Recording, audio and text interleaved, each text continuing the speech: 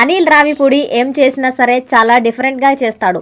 నేటి యువత అదేవిధంగా ఫ్యామిలీ ఇష్టపడి లైట్ చేసినటువంటి కాన్సెప్ట్ ఉన్న సినిమాలనే చూస్ చేసుకుంటూ ఉంటాడు. సంక్రాంతికి వస్తున్నాం సినిమా ఎంత బాగా హిట్ అయిందో, ఎంతమంది జనాలను ఆకట్టుకుందో అందరికీ తెలిసిందే. అలా అందరిని ఆకట్టుకోవడానికి మెయిన్ రీజన్ అనిల్ చూస్ చేసుకున్న కాన్సెప్ట్ ఫ్యామిలీ ఆడియన్స్ సైతం ఎంటర్టైన్ చేసే విధంగా ఉంటుంది. పర్ఫెక్ట్గా స్టోరీ రాసుకొని అదే పర్ఫెక్ట్గా జనాలకి అర్థమయ్యే విధంగా తెరకెక్కించాడు. దానికి తగ్గట్టే మీనాక్షి చౌదరి, ఐశ్వర్య రాజేష్, వెంకటేష్ ఆ పాత్రలో లీనమైపోయి నటించారు. అప్పటికే ఆ సినిమాకి సంబంధించిన సీన్స్ని యూట్యూబ్లో ప్లే చేసుకొని మరీ చూసి ఎంజాయ్ చేస్తున్నారు.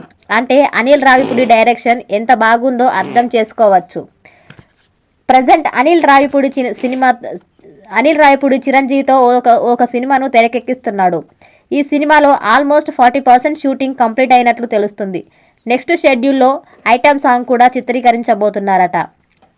ఈ సాంగ్లో పూజా హెగ్డే కనిపించబోతుంది అంటూ టాక్ వినిపిస్తుంది. అయితే చిరంజీవి సినిమాతోనే ఇండస్ట్రీలోకి కొత్త ట్రెండ్ ప్రారంభమయ్యేలా చేయబోతున్నాడు. అనిల్ రావిపూడి అన్న వార్త ఇప్పుడు హాట్గా ట్రెండ్ అవుతుంది. అనిల్ రావిపూడి మెగాస్టార్ చిరంజీవితో పాటు సినిమా కొత్త పనిని ప్రారంభించబోతున్నారట. ఇకపై ఆయన ఏ హీరోతో డైరెక్ట్ చేసినా ఆ హీరో ఏ హీరోలతో నటించాలి అనుకుంటున్నాడు, లేదంటే ఆ హీరోకి ఇష్టమైన హీరోలు ఎవరు అనే విషయం తెలుసుకొని ఆ ఇద్దరికి హీరోలను సినిమాలో గెస్ట్ పాత్రలో చూపించాలని డిసైడ్ అయ్యారట. ఇప్పుడు చిరంజీవి సినిమాలో జూనియర్ ఎన్టీఆర్ అదేవిధంగా ప్రభాస్లను గెస్ట్ పాత్రల్లో చూపించాలి అంటూ ఫిక్స్ అయ్యారట. అనిల్ రావిపూడి స్వయాన మెగాస్టార్ చిరంజీవి ఇలా ఇద్దరు హీరోలతో కలిసి నటించాలని అనుకుంటున్నాను అంటూ తన మనసులోని కోరికను బయటపెట్టారట.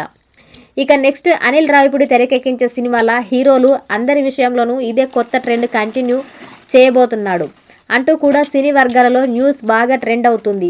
అనిల్ రావిపూడి సినిమాలో ఎన్టీఆర్, ప్రభాస్ని అంటూ ఓ రేంజ్లో ఈ న్యూస్ని ట్రెండ్ చేస్తున్నారు. మెగా అభిమానులు నిజంగా ఇదొక ట్రెండ్ సెట్ అయితే ఫ్యాన్స్కి పూనకాలు కన్ఫర్మ్ అయినట్టే అని అర్థమవుతుంది.